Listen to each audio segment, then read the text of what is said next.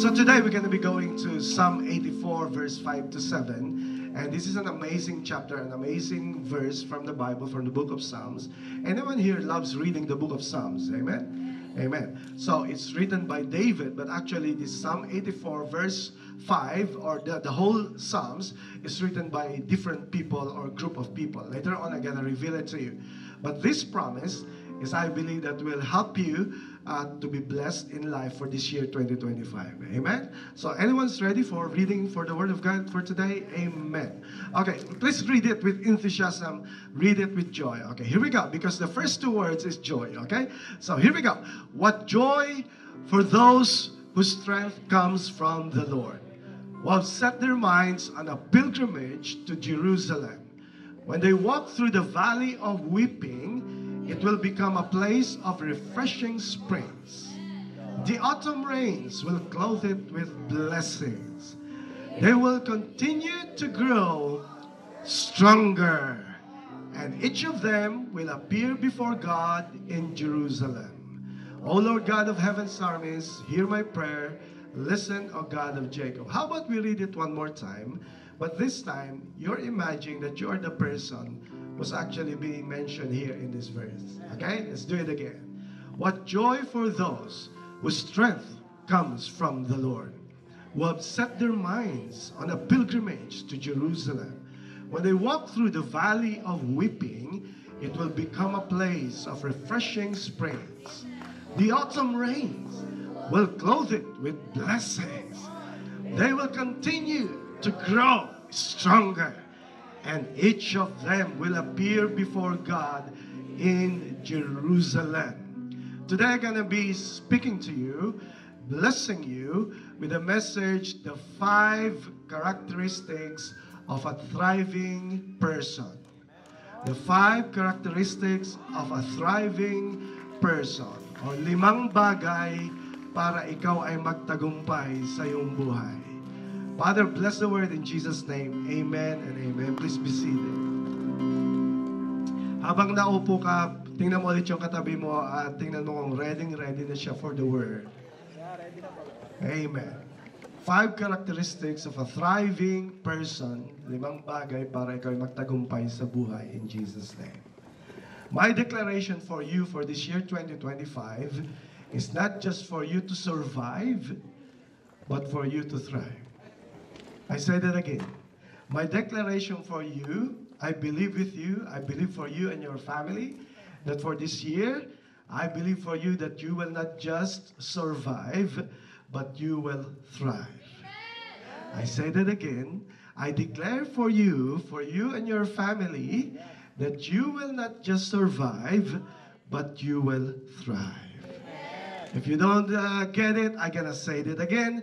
I am declaring for you for this year 2025 that you will not just survive, but you will thrive.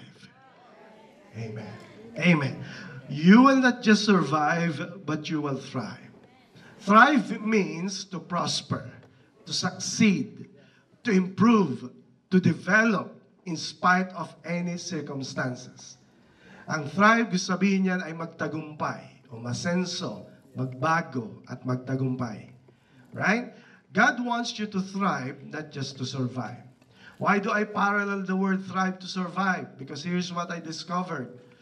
The one thing that always hinders you to thrive is the mindset of surviving. Did you get that? Most of us, the reason why you are not thriving in life, because your mindset is, I will just survive, that's okay enough for me. But God did not design you just to survive. He designed you to thrive. What does it mean? Kung ang mindset natin ay palagi lang makalampas, or ang mindset natin ay malampasan ang isang bagay, can I just tell you na hindi ka dinisign ng Diyos para malampasan mo lang isang bagay. Dinisenyo ka ng Diyos na hindi lang malampasan, kundi mapagtagumpayan. Are you following me now? Because God designed you to thrive, not just to survive. And in these verses, God laid down some 5 principles, 5 characteristics for each one of us to copy, to emulate, to do, to observe, to obey, so that we can just thrive for this 2025. Is there someone here believing that in this year, you're gonna thrive and you will not just survive. Come on, you can do better than that. You can be noisy as you want. One thing that I put in myself is this: if I gonna be thriving, I gonna go back to the Word, because the Word of God is the best thing that can change my life.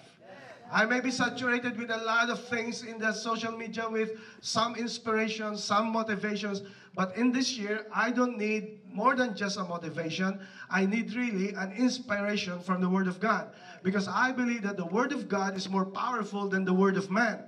The Word of man may tickle me, may please me, may make me something appeal to my intellect, but only the Word of God can change my heart, and it can change my family. And that is why it's so important that we're going to hear the Word of God for this matter, so that we will learn how to really thrive in life. Let's go back to the background of this Psalm 84. Don't you know that Psalm 84 is not actually written by David? Anyone here who knows who written the Psalm 84 or some chapters in Psalms? If you don't know, they have no names. They are a group of people. Ang pangalan nila, they are the sons of Korah. All right? Anyone who have heard that word, Korah? If you're reading the Bible, so sons of Korah.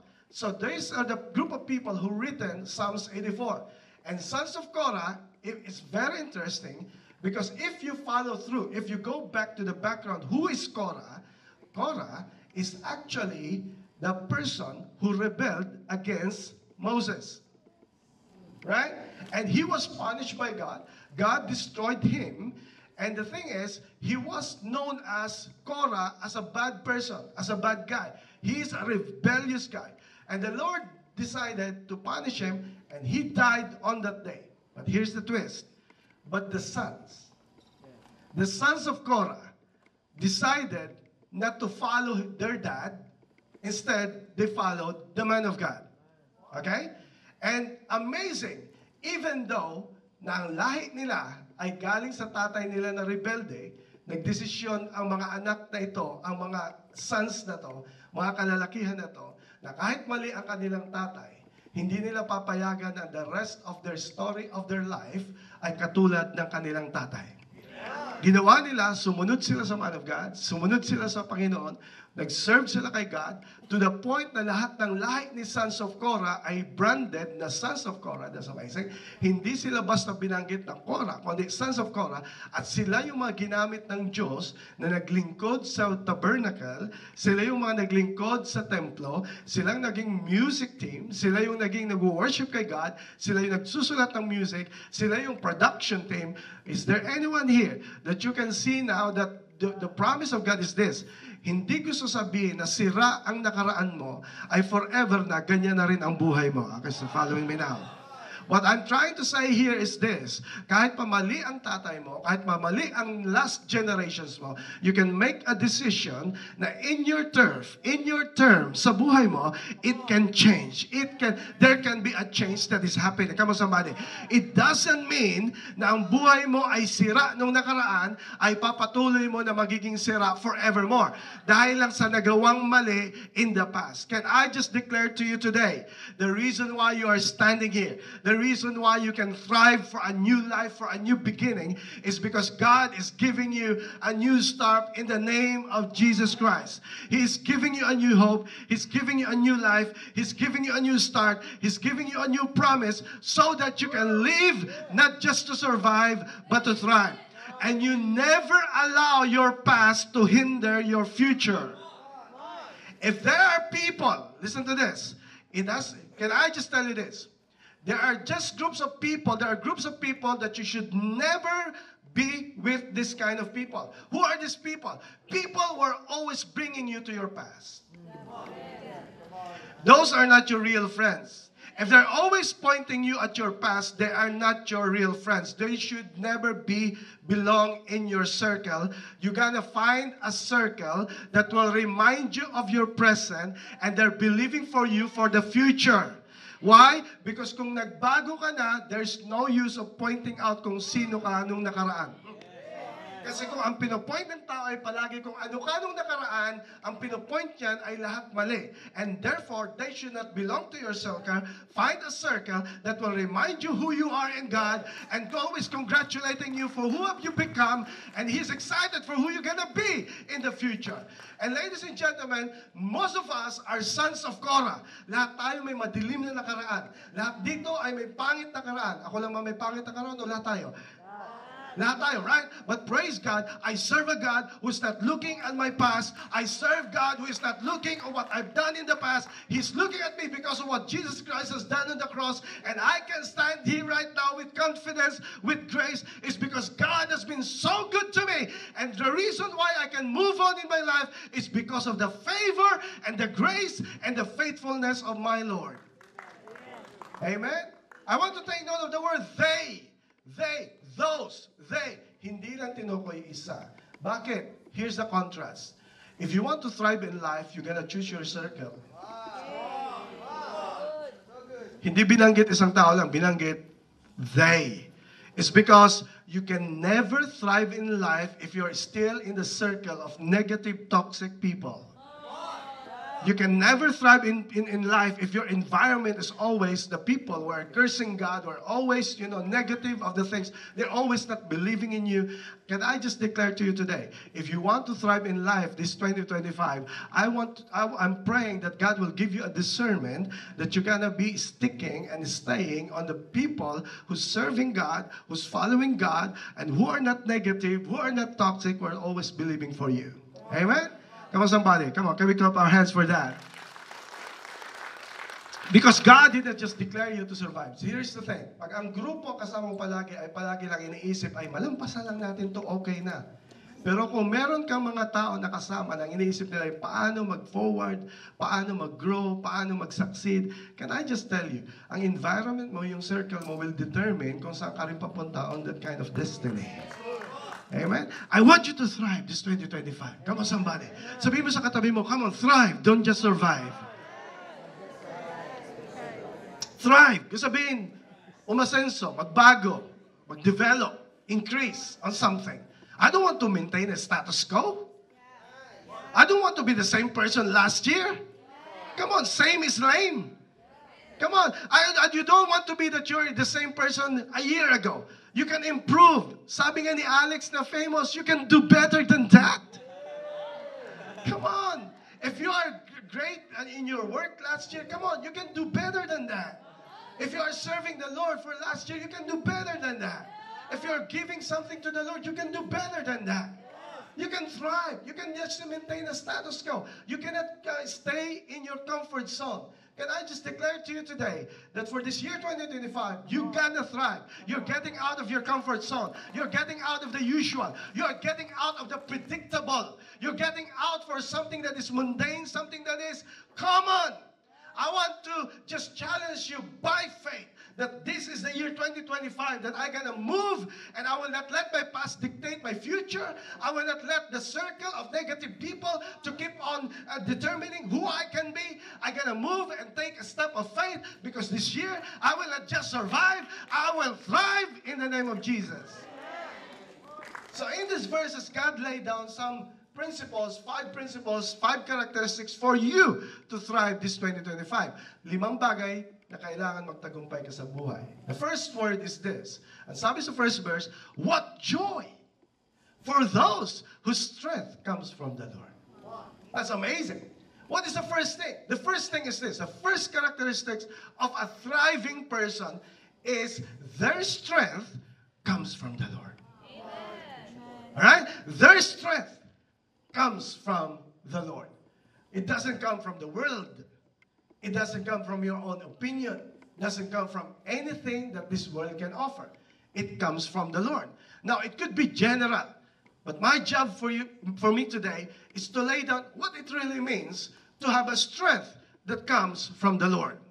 Because madaling sabihin na ang lakas ay galing sa Diyos. Napaka-kumisan is so general. Hindi natin maintindihan, ano bang gusto niyo? Paano ako kukuha ng strength kay God? Can I just make it so practical for you to understand? Here's the thing. To get the strength from the Lord, it simply means to pray. Ang Christian life po ay hindi complicated. Tayo lang ang nagko-complicate because we have so many religious notion and religious opinions. But to really means to have a strength from the Lord is this, pinag-pray mo ba? Kasi kung hindi mo pinag-pray, ang pinagugutan mo ng lakas ay sa'yo. Kasi kung sinong tinatawagan mo, doon nakadepende ang lakas mo. Sino ang tinawagan mo ng kapos ka? Sino tinawagan mo ng ikinakailangan ng advice? Sino tinawagan mo ikay may problema? Kung sinong tinatawagan mo, gusto sabihin, ang strength mo nandoon sa kung sinong tinatawagan mo. So kung tinatawagan mo ay ang Diyos, gusto sabihin, ang Diyos ang source ng lakas mo. And therefore, when you pray, when you ask the Lord in prayer, is that you are asking God's strength. And that's the reason why we pray and fast. Why? Because if Jesus, He's already God, and He prayed and fast, who are we to deny the power of prayer and fasting? Na kung si Jesus nga, kaya na niya mag-perform ng miracles, kailangan pa niya mag-pray, kailangan pa niya mag-fast. Pwede naman sabihin niya, excuse na ako dyan. Diyos na ako eh. Hindi ko kailangan yan. Pero being human, alam niya kasi na may nare-release ng something amazing when a person really prays and really fasts. When I say pray, don't just talk about prayer. Really pray. I'm not here to say, talk about prayer. We really pray. And that's why my prayer for this month of January, my prayer is that this church will be more prayerful than ever. The leaders will saturate everything by prayer. Before we're gonna lay the vision, we're gonna pray. We're gonna ask the Lord. We're gonna seek the anointing of the Lord. Why? Because it is not by our strength. It is not by our own power. It's always by the power of the Holy Spirit. All plans, all goals, every vision will fail without prayer.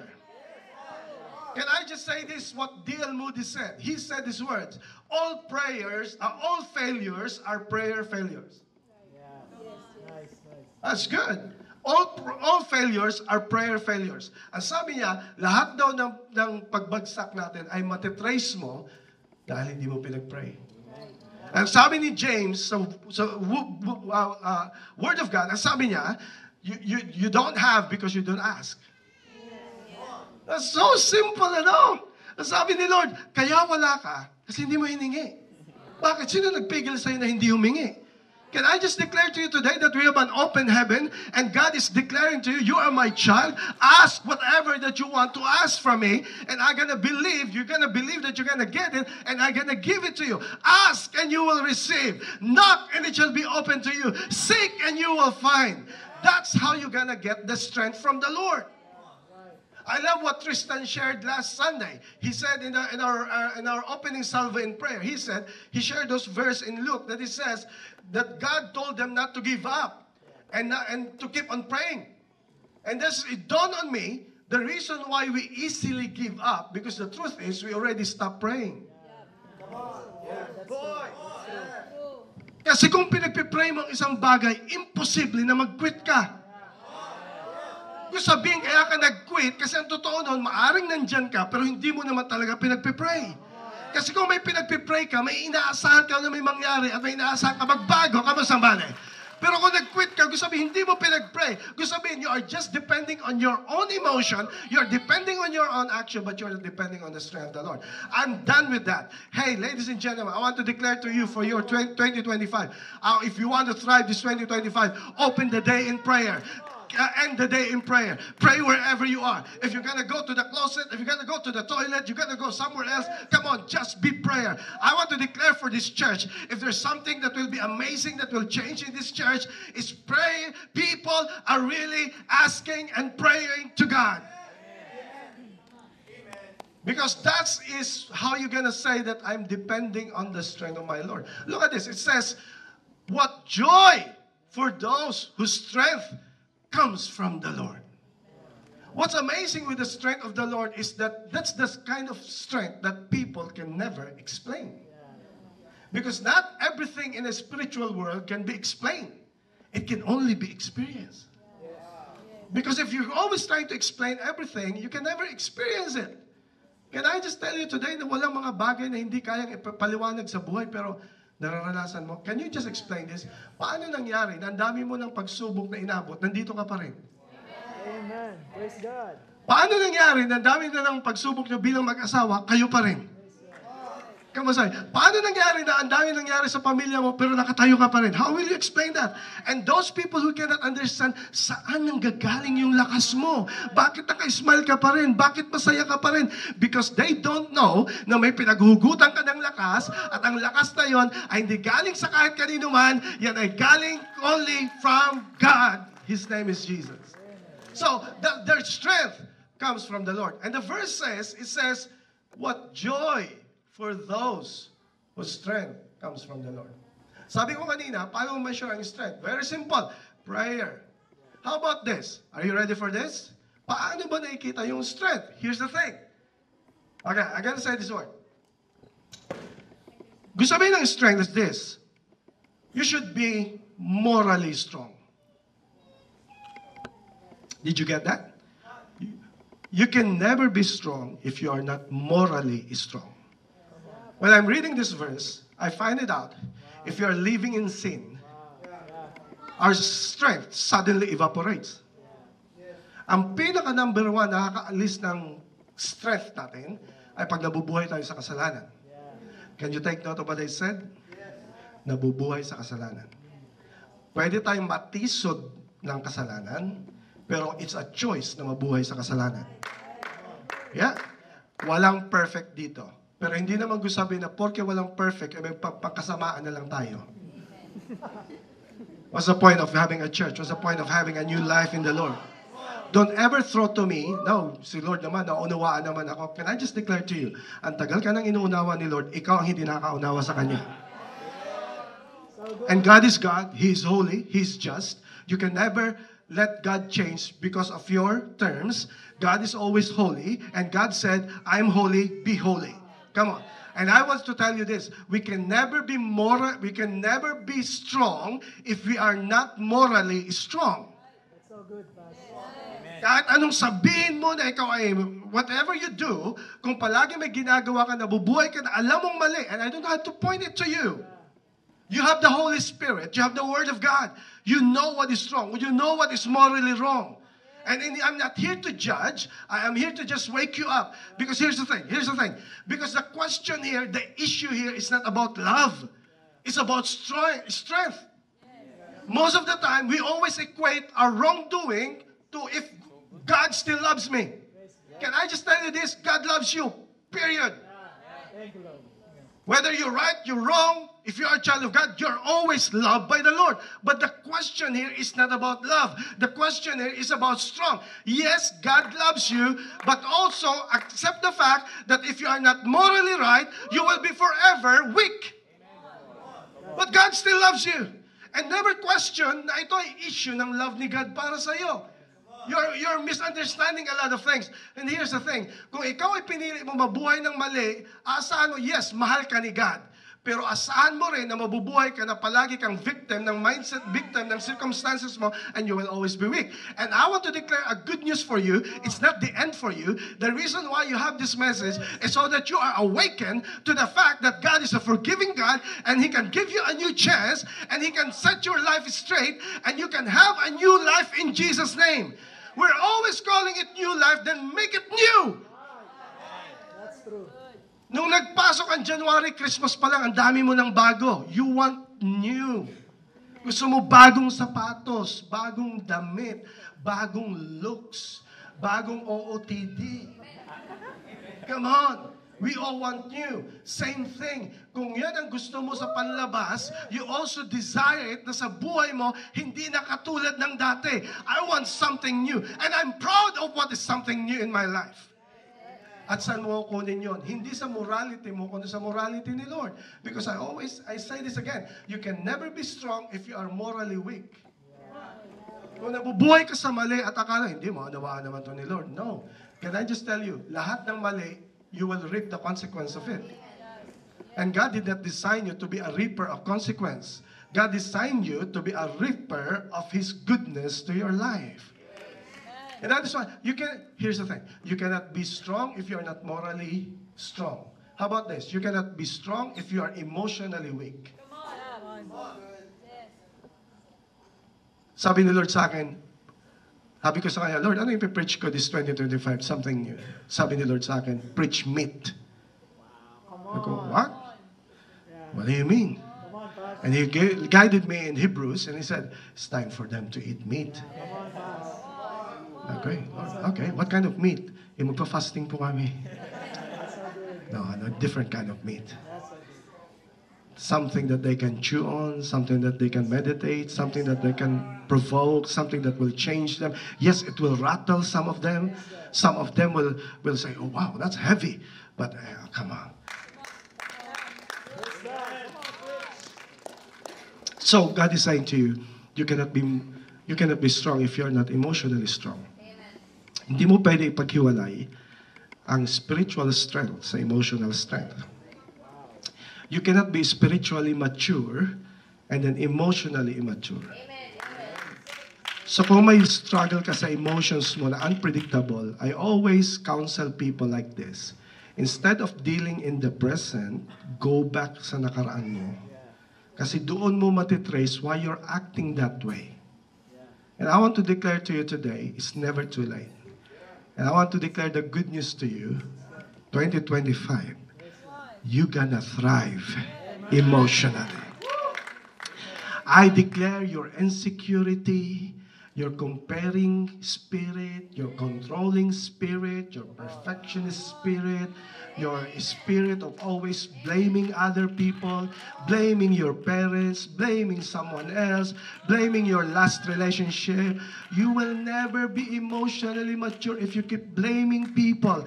I want to declare over you, let it go in the power of Jesus Christ. You're gonna receive the strength of the Lord to say, enough! Enough! I'm done with it. This year, 2025, I gotta take up, put on my sports clothes, go to the gym, spiritual gym. I gotta lift weights. If it will hurt me, if it will have pain, but I will take all of it so that this year, 2025, this is not the year for me to be lame. This is not the year for me to be weak. I'm done being weak. I gotta be stronger. I may fall, but I gotta rise up and I gotta go forward again because I have the strength of the Lord. So that's how you thrive. Your strength is from the Lord. You can never be strong if you're morally weak. You can never be strong if you're emotionally weak. You cannot be strong if you are spiritually weak. You can never say you're strong and you never read the Bible. Kung ang mode ng eat, kayo nga eh. Kahit anong kain nyo sa labas, anong sabi nyo palagi, iba pa rin ang pagkain sa bahay. Iba ang lutong bahay. Parehas naman nakakabusog. Yung sa labas, masarap talaga. Magastos lang. Ubus ang pera. Kaya yung mga nagpa-fasting, ang number one na pinapasalamatan nila, uy, pampira, minus gastos pala to. Sana forever na tong fasting na to. But what I'm saying is this. What I'm declaring for you this year, 2025. Come on, face the fact, face the truth. Anong issue ko? Saan ako weak? Lord, baguhin niyo pa ako in Jesus' name. Di ko man kaya, pero with you, I can do this in Jesus' name. Kasi here's the thing. Kung wala kang intentionality na baguhin ang isang bagay, hindi mo yan kailanman mababago. Kahit anong sabihin mo na, this year magda-diet talaga ako. Sasabayan ko tong fasting na to eh. What a good start! Pero kung hindi mo intentionally gagawin, walang nagbago accidentally. Nobody changed accidentally. A person can only change intentionally. Kahit anong sabihin mo na ang relationship namin mag-asawa at mag-sweetheart ay magiging sweeter ngayong 2025. Kung wala kang intentional na gagawin, hindi po pwedeng mangyari lang yun. Hindi siya magiging sweet na basta na lang. Hindi siya asukal. Dapat may gagawin ka na something so that to trigger a change in your life. And that's how you're gonna be strong in the Lord. But I want to declare for you, how about like this? I want to declare for you that in this year 2025, you're gonna thrive because your strength comes from the Lord. Come on. Come on. As I was the first, what joy! Alam mo, follow me now. Sino daw ang may tunay na joy? Ay yung galing ang strength nila kay Lord. Will you, agree with me that joy is inseparable from God's strength. Kasi imposible na ikaw ay may lakas ng Diyos at ikaw ay malungkot. Sundan niyo ako, guys. Alam ka naman, ba't ang lungkot-lungkot mo ngayon? I have the strength of the Lord. No! No! You can always see people na kahit may mga pinagdadaanan, they have an explainable joy. It shows in their face, it shows in their aura, it shows in their disposition. They're always alive, they're always excited for what's about to come. They always have this happiness that the world can never explain. Why? That's the person whose joy is in the strength of the Lord. Come on, somebody. May kakaiba kang aura, may kakaiba kang positivity, may kakaiba kang outlook in life. You're always positive. May positive energy ka na more than pa sa kayang bigay ng mundo. It's because alam mo na ang strength ay galing mismo kay Lord at hindi galing kung kanino man. Praise God, ang devotion ko hindi galing kay Martin Luther, hindi galing kay T.D. Jakes, hindi galing kay ganito. I may copy them, but I know that I can never copy anointing. I gotta go direct to the source because the Word is the living Word of God. Amen. Their strength comes from the Lord. First point pa lang yun. Paano yun? May apat pa. Amen. Ang sabi ng what joy? Kasi ang tunay na may lakas ng Diyos, masaya. Hindi ko naman sinasabi na tumatawa ka na walang reason. Okay? Pwede na rin. As long as kausap mo si Lord. Right? But your strength comes from the Lord. Ang lakas galing sa Diyos. Can I just declare to you this? The reason why I'm confident for this church, because ang lakas natin hindi galing kanino man. Ang lakas galing kay, come on, galing kay. Second thing, sabi ng verse, first, what joy for those whose strength comes from the Lord. Second verse, who have set their minds on a pilgrimage to Jerusalem. That's beautiful. Who have set their minds on a pilgrimage to Jerusalem. Second thing is this, not only that their strength comes from the Lord, but also they already have a set mind. Or they already have a set mind. They have set their minds already. Can I just tell you this? Mindset is everything. Baliktarin mo yung word na yun. Mindset, set minds, mindset.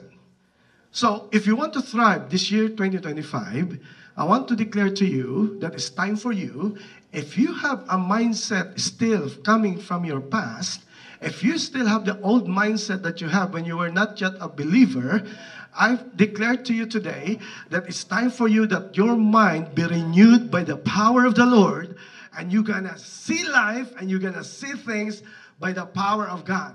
Can I just declare to you, if you want to thrive this 2025, the battle is here.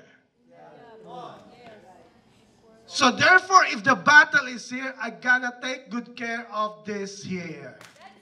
So therefore, I will be mindful whatever words or principles that I consume every day.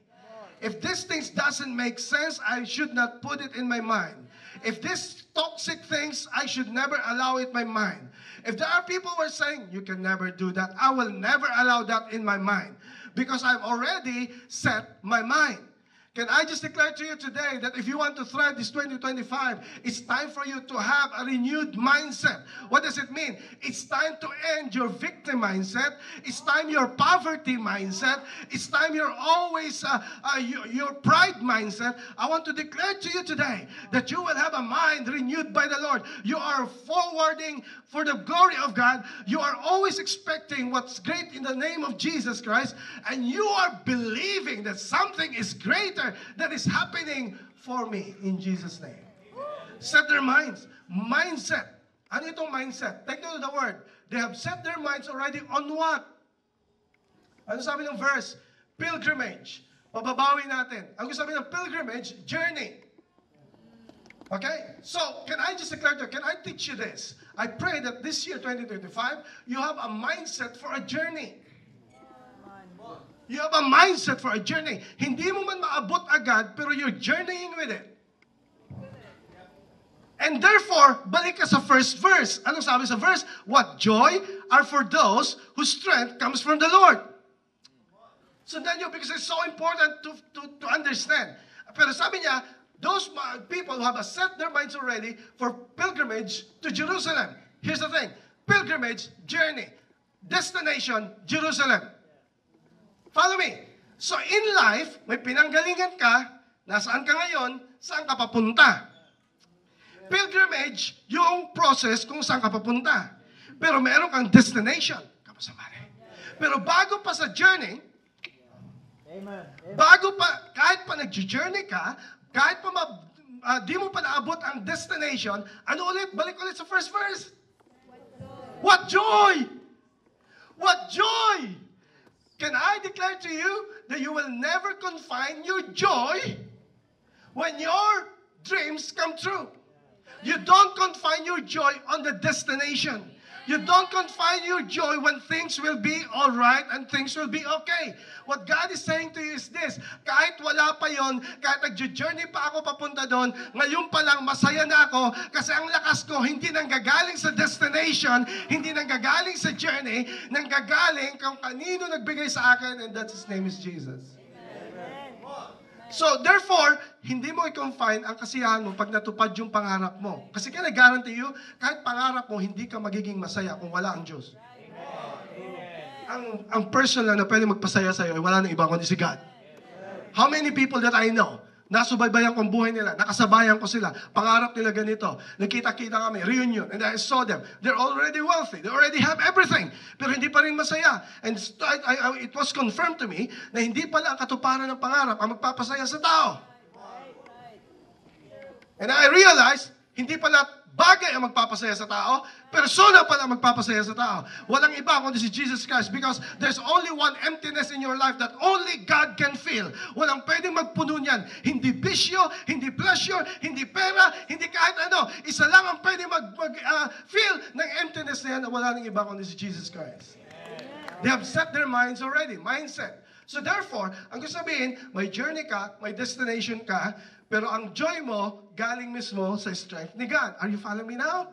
Kasi habang nag-journey ka, sino rito will agree, makakaranas ka ng mga persecution, makakaranas ka ng mga bagay, ng mga pangit. Pero kung ang joy mo nanggagaling sa Diyos, kahit ano pang harapin mo, you are confident enough and nobody can take away your joy. Yeah? Ano sabi? Pilgrimage. Hindi ka hiningi ni Lord ng perfection. God did not ask you in a journey of perfection. He's asking you to journey pilgrimage. What does it mean? Ibig sabihin, okay, susunod niyo ba ako? May journey, may destination. Journey, destination. Saan papunta? If I'm gonna ask you, 5 years from now, saan ang buhay mo? Where's your destination? Okay. Huwag natin palawakin pa. Simplihan lang natin, practically, in the context of the Bible. Saan daw ang destination? Saan? I love what the Bible says. Huwag mo nang palalimin kung nandun na yung sagot. Ang sabi ni Lord, was a journey, pilgrimage, to Jerusalem. Do you know what the context of the Word of God says? Sino ulit ang nagsulat? Sons of Korah. Ano sila? Singers, musicians, composers, production team, music team. Those people who are taking charge of making the temple excellent so that people can worship the Lord. O, sundan niyo ako guys, kasi this will be amazing. Gusto sabihin, ang Jerusalem, ang tinutukoy, kahit saan silang lupalop ng mundo, dahil panahon ng worship, kailangan nilang pumunta ng Jerusalem. They have to go to Jerusalem. Can I declare to you today, here's an awakening, a truth that's already in our face, but sometimes we take it for granted. Can I just declare to you today, lahat tayo dito, kung anak ka ng Diyos, hindi pa naman tayo pupunta ng langit. And that's our ultimate destination. Come on? But sabi ni God, habang nasa mundo ka, hanapin mo yung Jerusalem mo. Ibig sabihin, ano yung Jerusalem? Kung saan ka nag-worship. Ibig sabihin, what God is saying, you must have to come to the point to realize the importance of the church, the importance of the Word of God, the importance of the gathering, the importance of the church. That's why I build it so that even though you are not yet in heaven, while you are here on earth, your destination is another than the church where you're worshiping. Come on, that's so practical enough. Gusto sabihin, midweek, whatever week, pero pag Sunday, pag mag-worship, Lord, I will be there because you are my priority and that's my destination. Gawin natin pinaka-practical. Pakinggan niyo ako, itatagalog ko to para pinaka-simple at practical mo naman. Sa ayaw mo't sa hindi, ang ending mo pa rin ay sa church. Correct.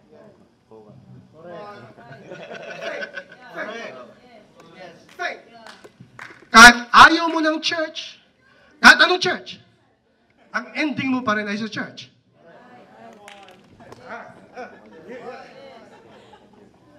Kahit ang huling hantungan ng lahat, dadalhin ka doon. Sa ayaw mo't sa hindi, mag-church ka pa rin. Magtatawag ng pastor, magtatawag ng pare, ministro, o kahit sino pa yan.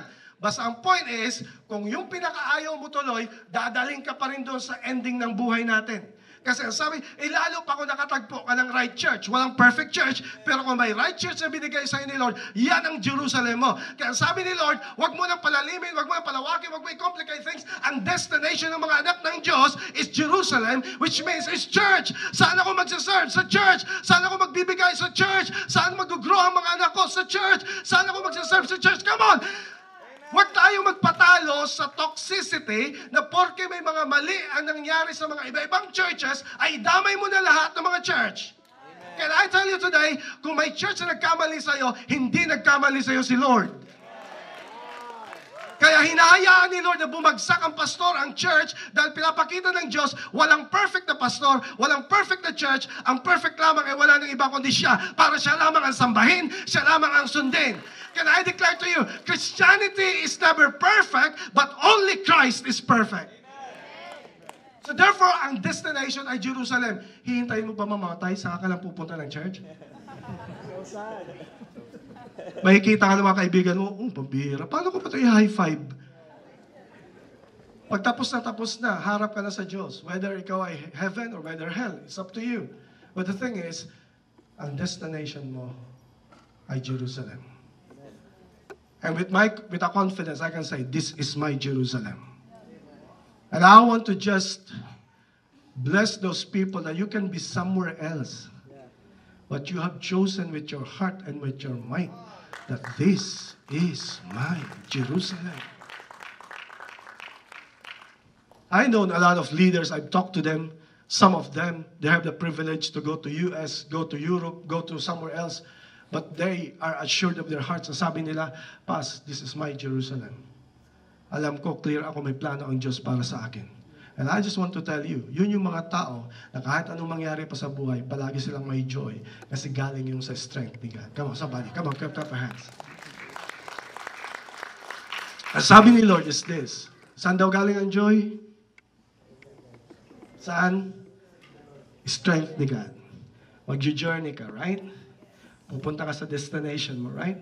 Ano ulit ang destination sa context na to? Church. Okay. Napansin niyo ang flow? Hindi mo hintayin na makarating ng church, saka lang magiging masaya.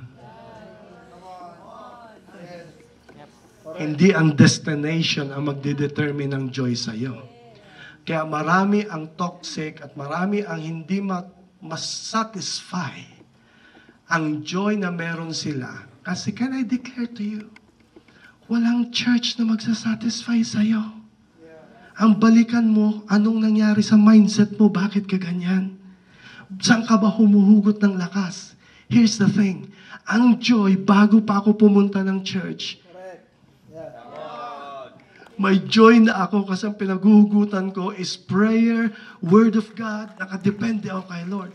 Can I tell you, pagpunta ko sa destination ko, yung joy na meron ako ay overflow lang kung anong meron ako joy na nandoon. Kasi kung ang joy ay base lang sa destination, kung ang joy ko ay fully nakakonfine sa church, isang pagkakamali lang, offended ka na. Tanggal na lahat ng joy. But praise God, ang joy ko ay hindi nakadepende sa things, hindi nakadepende sa events. Hey, the church is never a perfect people, but I can stand here. The reason why I have joy, because hindi ko hinuhugot ang joy sa tao, hinuhugot ko ang joy sa strength ni God, and therefore when I go to the destination, I'm already happy. I will not wait for the church to make me happy. If your goal in life is to look for a church that can make you happy, that's not a church. That's a club. Amen? So, they have set their minds already. Number 2 pa lang yan. Number 3. Pero bago yung sabi number 3. Ito, gusto ko to. When they walk through the valley of weeping, show the verse. When they walk through the valley of weeping, it will become a place of refreshing springs. May napansin, palagi ko na ito nababasa na verse, ngayon ko lang nakita yung ibang angle. Akala ko noon yung verse, tayo na may joy kay Lord, na may journey at may papunta ng destination, akala ko tayo ang dadaan at tayo makakaranas ng valley of weeping. Tayo ang iiyak. When I read again the verse, I understand it fully. Hindi pala ganun ang context. Because paano siya iiyak? Masaya nga siya. Sundan niyo guys. Sabi, when they walk through the valley of weeping, no, lahat tayo dadaan sa kahirapan. Lahat tayo dadaan sa pagsubok. Do you agree? May harapin tayo 2025 na pwede tayong ikalungkot. But look at this. Sabi rito, when they walk through the valley of weeping, it will become a place of refreshing spring. Hindi ikaw ang iiyak. It's a different mindset. Kung sabihin, yes, I will pass through it. Yes, I will sympathize with people who are with it. Yes, I will understand, minister to people who are in it, who are weeping, but I'm not the one weeping. I'm gonna bring joy wherever I go. What does it mean? The third principles, characteristic of a person who is thriving is that they bring refreshment in a dry place. They bring refreshment where there is dryness. Come on, somebody. That's why I want to declare to you today, ang tunay na thriving person, it's not the circumstances that will change your mindset. It's your mindset that changes the circumstances. Can I declare to you today, if you're gonna thrive this 2025, don't allow circumstances, environment to determine who you are and who you can be. You can just be who God wants you to be, and you gotta say to the Lord, if there's dryness, I gotta bring refreshing. If there's negativity, I gotta bring positivity. Come on, somebody. That's why, wherever you go, ikaw ang tagadala ng saya. Bakit? Meron ka ng original na joy na dala-dala. Come on, somebody. Are you following me now? At saan ka pumunta, naiba ang room sa'yo. Alam mo, kulang na ako ng oras, ng panahon, pero munti ko lang i-preach ang kabaliktaran nito. Kasi if you want to know the characteristics of thriving person, baliktarin mo lang, alam mo na kung sinong toxic. Sino yung toxic? Yung ang strength nila, galing sa sarili nila. They always to prove themselves. They always want to show themselves. Ano yung toxic? Number 2, is that, what's number 2? Is that, ang mindset nila is always flawed. Because they're always depending on the circumstances and the emotion. Those are the toxic people. Ano yung number 3? Baliktad. Ang thriving, they bring refreshment where there is dryness. Ang toxic person, they bring dryness. You get it? They bring dryness where there's refreshment. Positive na, pag dumating, nagiging... Have you encountered a person na no matter what you do, na ibang look na panahon, na bigat ang sitwasyon? Can I just declare to you today that instead of bringing dryness to a situation, why not you have the joy of the Lord, you have the power of the Lord, you have the strength of the Lord. Wherever you go, bring into Shazam in it, bring a joy in it. Flip the script. If everybody ay nagmumura sa opisina nyo, pag pumasok ka, nag-iibang atmosphere kasi alam nila, ay mabira, nandito na yung Kristiyano. So what kung i-judge ka na religious ka? So what kung i-judge ka na self-righteous ka? Let them eat their own judgment, but you gotta take a stand. I cannot allow this environment to always affect me and infect me. I gotta make my own environment. Kung puro negative, ikaw yung positive. O puro, hindi kaya yan. Kaya gusto ko pinapanood si Ramon Ang, kahit hindi pa yan Christian, whatever, hindi ko alam ano. Pero natuwa ko sa positive energy. Kahit anong baliin mo sa kanya, ang punta palagi niya, positive. O ito, maraming traffic dito. Hindi, maayos yan, magiging ganito yan. Oh, yun, kung minsan gusto ko gayahin eh. O dyan, pag nagkaroon tayo ng church, meron tayong dyan, mayroon dadaanan dyan. That's the positive energy that we need. I want to declare to you today, come on, in our teams, in your work, in your family, come on, bring refreshing where there is dryness. Don't allow your family na mayroong dryness sa bahay mo. You are the child of God. You are na alam na nagbabasa ka ng Bible. Alam ng marami na ikaw ay anak ng Diyos. So therefore, magsimula ang refreshing sa bahay. Let it be joy. Let there be a playtime. Let there be a happiness. Let there be laughter. Don't allow dryness to be always there. You can change it. You're an atmosphere shifter. You can shift any atmosphere. Subukan mo bukas. Pagpasok mo sa opisina, lahat mga nakasimangot, pumasok ka naka-smile. And greet ka, "Hi, good morning guys." "Good morning." "Good morning." Sa iba, ano nakain ito? I don't care. But I'm tired of always, tapos babalutan pa lang, hindi, realidad lang, realistic lang. No, hindi ka realistic, negative pa rin yan. You can change your atmosphere, you can change your, come on somebody, come on, practice today. Can you give me the best smile that you can give? See, it shifts the atmosphere. They bring refreshment where there's dryness. Number 4. Pero bago yung number 4, may pangako na siningit si Lord. Sabi niya, the autumn rain will clothe it with blessings. Oh boy. Wow! Kailan daw magpapaulan si Lord ng blessing? Kahit daw may pagdaanan ka, pero may dinadala kang joy, kahit saan ka pumunta, magpapaulan siya ng blessing at damay lahat. Kasi may tao na nandyan na kahit sira na, ikaw ay naisip mo pa rin, paano ito magiging okay? Gusto sabihin, pag nakita ni Lord na may tao dyan na may faith kay God, i-bless ka ni Lord tremendously at maraming madadamay, family mo, business mo, career mo, empleyado, mga kaibigan mo, nadadamay sila because of your disposition. Number 4, sabi ng verse, ituloy natin, they will continue to grow stronger, and that's it, that's number 4. They will keep on. They will grow stronger, not weaker. Amen. They keep growing. Dapat ang taon, kahit may mga ganito, kahit gumaganito, ang ending mo pa rin dapat, Come on. Because you will never allow yourself na ganun ka pa rin last year. Can I challenge you today? You have the Word of God. You have the power of God. You can keep growing stronger, not weaker, in Jesus' name. I want to declare before you, come on, even physically, come on, lift your hands. I want to declare to you and to your family, this will be your healthiest year. This is the year you're gonna be walking, running. You're gonna be the year that you'll be most alive. You're happy and you will be positive. People will notice a difference in your face, a difference in your vibe, a difference in your aura. It's because there is something in you, and that's the strength offered of the Lord in Jesus' name. And I close with the last one. What's the 5 characteristics of a thriving person? Number 1, their strength comes from the Lord. Number 2, they have set their minds already. Number 3, they bring refreshment in a place that has dryness. Number 4, they keep growing stronger, not weaker. The last one, ang sabi ng verse, each of them. Wow! Each of them. Each of them. Amen. Praise God. Each of them. Yung katabi mo, kasama mo. Tingnan mo yung katabi mo. Praise God. Sabi niya, each of them, walang maiiwan. Each of them will appear before. Saan? Sa destination.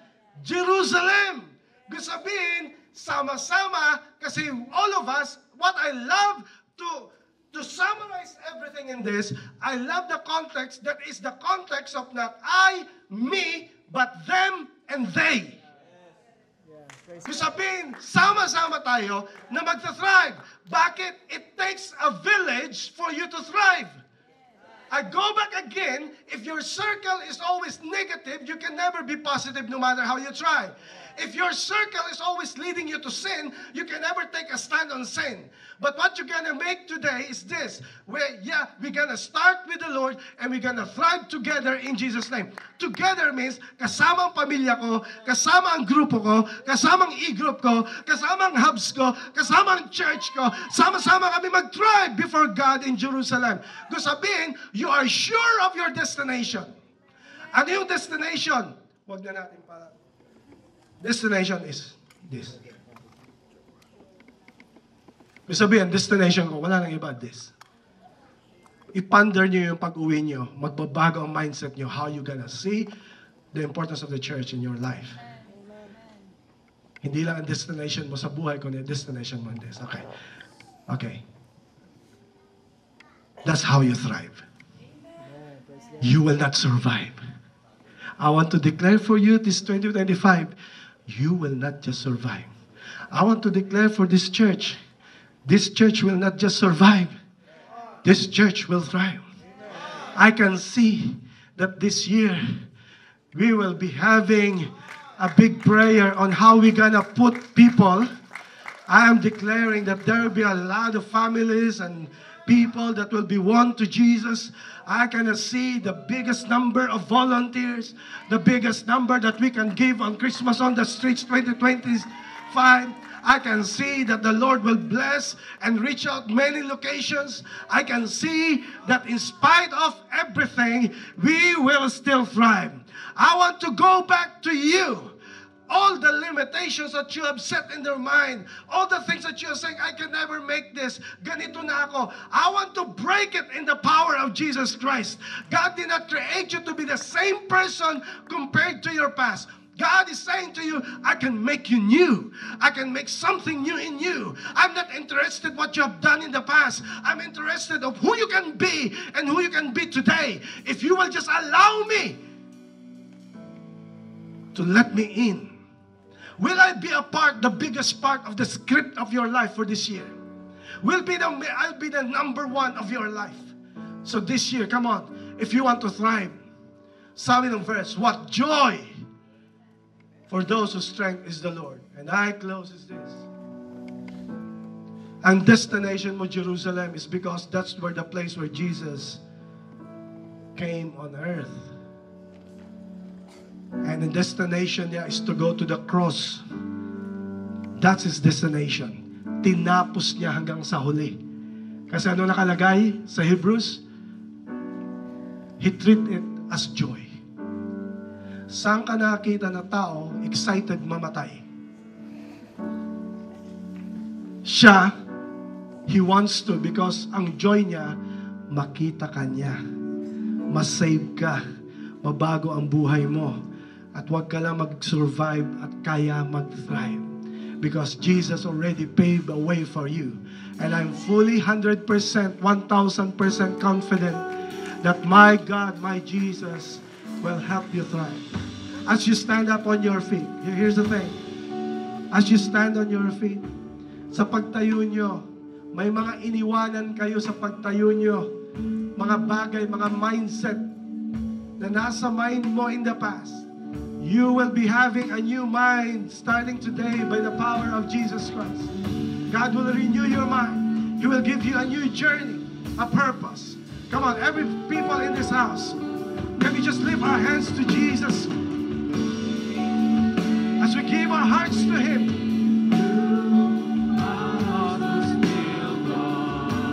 Yes, Jesus, I need you. I need you, Lord. Let the prayer start here today. Yes. Yes, Lord. I'm leaving all the mindsets that are wrong.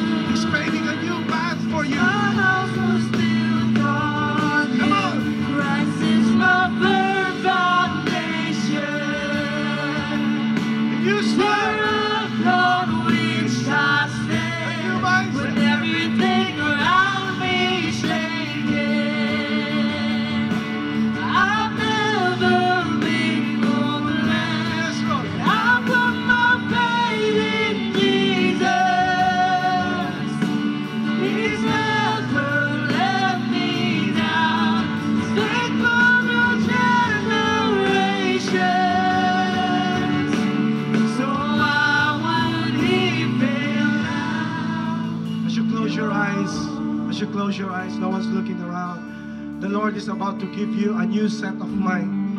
He's about to erase your past. He's about to cleanse you from your sins, from your struggles.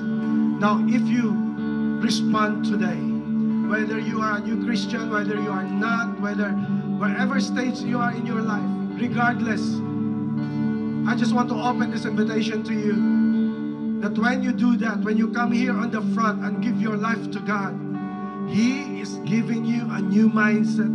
He is releasing you from bondage. He's releasing you from struggles. And God is saying, you're gonna thrive this year because I'm with you. But you have to let it go. And you have to receive the power of Jesus Christ in your heart. So how about, even before I'm gonna make an invitation sa aming mga bisita, as we're gonna sing this song, come on, even right now, if that's you, the Lord has spoken to your heart, and you're gonna say, I want this newness of God in my life. I want to have a new start in my life. I'm tired of my old life. I want to give my life to you, Lord Jesus. If that is you, get out of your seat. Come on, get out of your seat and come here at the front and give your life to Jesus. Come on, get out of your seat and give yourself to Jesus. Oh, you're my word. Yes, Lord, a new life. Everything around me shaking. I've never been more glad. I've got my faith in Jesus. He's never let me down. Faithful through generations. Just keep on closing your eyes. Sabi mga bisita, you're the most important person here today. And this moment is for you. I declare over you that today is your new day. And if you will just open your heart and you will ask, Lord, I receive you in my heart. Lord Jesus is promising you a new start, a new life. He's gonna cleanse you from your sins. If that is you, sabi mo, Pastor John, that's me. Gusto ko tanggapin si Jesus bilang aking Savior. If that's you, lift your hands. If that is you, if there's one hand there, praise Jesus. Is there anyone else? There's a hand here in the front. Come on, there's another hand. Praise God. There's another hand there at the back. Praise God. And here's what we're gonna do. Together sa aming mga bisita na nais tumanggap kay Jesus. How about let's take this moment to just give our life to Him.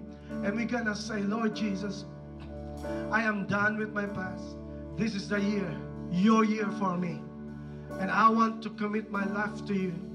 And I want today, I want to be set free from any mindset that is holding me back. And today, you are gonna set me free by the power of the Holy Spirit. If that is you, as we sing the song, can you just come forward? If you lift your hands, come on, can I invite you to come here in the front? And we gotta pray together in Jesus' name. Come, come. Don't be shy. We're gonna wait for you in Jesus' name. Come, come, come. Thank you, Jesus. Thank you, Lord. Yes. We're gonna wait for you. Oh. Thank you, Jesus.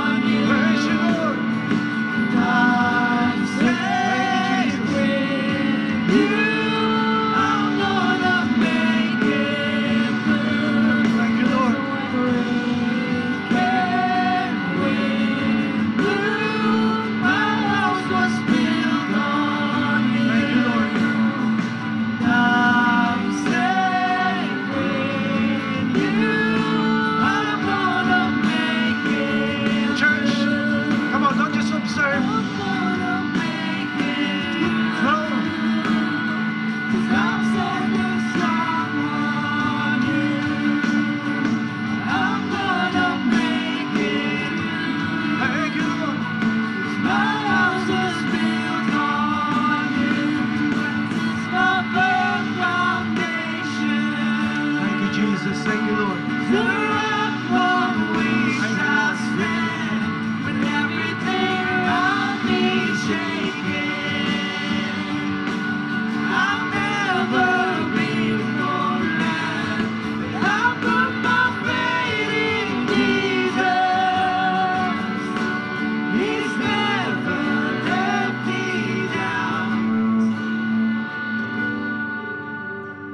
counselors, allow me to pray for them. Allow them to pray with me.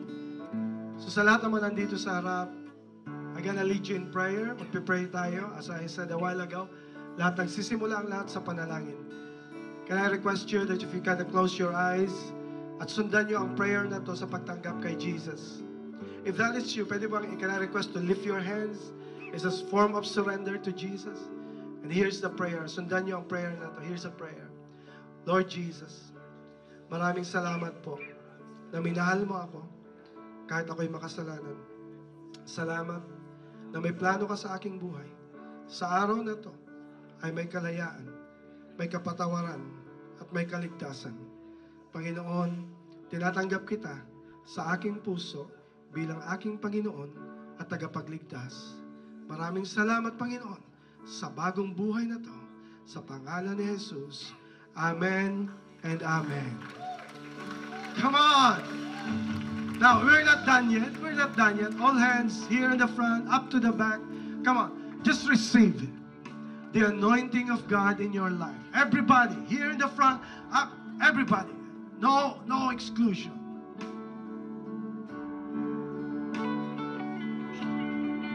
Lord, today is a new day. I lift my hands to you. Thank you, O Lord, that you are the God of new beginning. Lord, today you set me free from any limiting mindsets. I rebuke, I renounce the mindset that has been passed through me, words that has been spoken to me, things that I have believed, things that I have seen. I discard it all today, and I embrace, oh Lord, your good plan for me, your plan to bless me and to prosper me. Lord, this year, I gonna thrive because you are with me, and I will get my strength, my strength from you only, Lord Jesus. Lord, I'm gonna meet you in prayer. I'm gonna read your word. I'm gonna follow you, Lord Jesus. Lord, right now I am filled with an unexplainable joy that only you can give, Lord Jesus, because you have set me free, because you have liberated me. Lord, today I'm a new man. I'm a new person with a new purpose, Lord, right now. And as I praise and we worship Jesus,